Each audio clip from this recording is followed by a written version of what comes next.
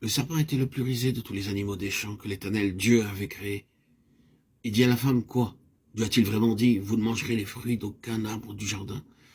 La femme répondit au serpent, nous mangerons les fruits des arbres du jardin, mais quant aux fruits de l'arbre placé au milieu du jardin, Dieu a dit, n'en mangez point, ni touchez point, sinon vous mourrez. Le serpent répondit à la femme, vous ne mourrez certainement pas, mais Dieu sait que le jour où vous mangerez de ce fruit, vos yeux s'ouvriront, et vous serez comme Dieu, connaissant le bien et le mal. Genèse 3, 1, 7. L'Éternel Dieu dit, voici que l'homme est devenu l'un de nous pour la connaissance du bien et du mal. Maintenant, il ne faut pas qu'il avance sa main, qu'il prenne encore du fruit de l'arbre de la vie, qu'il en mange et qu'il vive éternellement.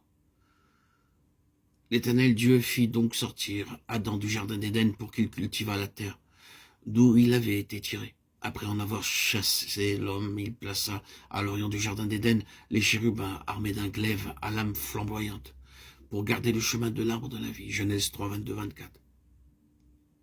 Il n'y a donc maintenant aucune condamnation pour ceux qui sont en Jésus-Christ, parce que la loi de l'esprit de vie m'a affranchi en Jésus-Christ de la loi, du péché et de la mort.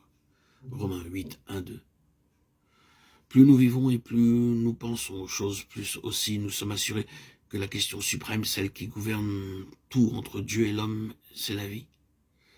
Notre portion des Écritures nous dit ici que la vie est une loi. Et elle nous dit de plus que cette vie est entre les mains du Saint-Esprit.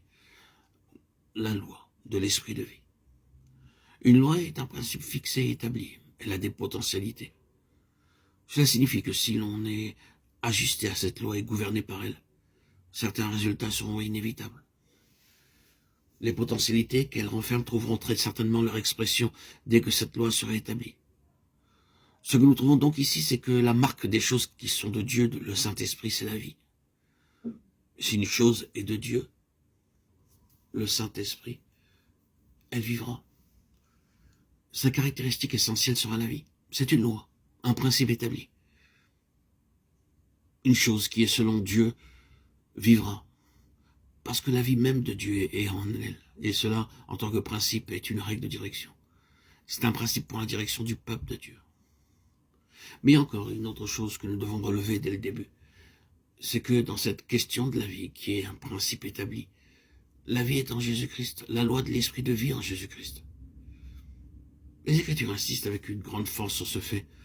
Tout ce qui est de Dieu est en Jésus-Christ. Et puisque la marque de tout ce qui est de Dieu, c'est la vie est donc en Jésus-Christ et en lui seul.